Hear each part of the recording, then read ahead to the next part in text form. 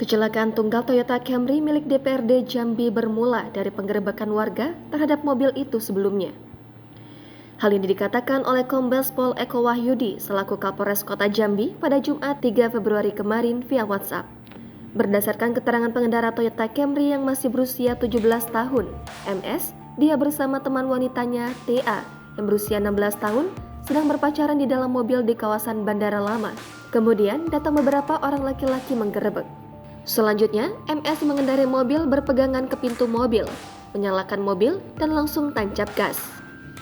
Sesampainya di dekat pintu masuk Bandara Lama, mobil itu menabrak pohon dan beton di badan jalan yang mengakibatkan pohon roboh dan ban mobil pecah.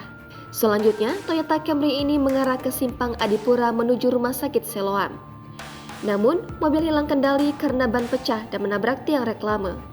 Kemudian, mobil berputar arah dan menabrak Toyota Calya BH3056XX.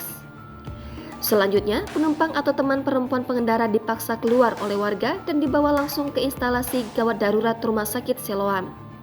Pengendara Toyota Camry, MS, mengalami luka lecet siku tangan kiri, memar di mata kanan dan lecet kaki kanan. Sedangkan teman perempuannya mengalami luka memar di bahu dan luka patah kaki kiri.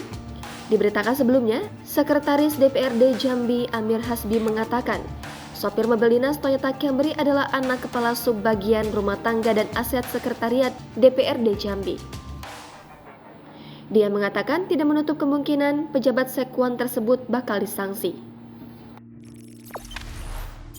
Jangan lupa subscribe, share, komen, dan like ya!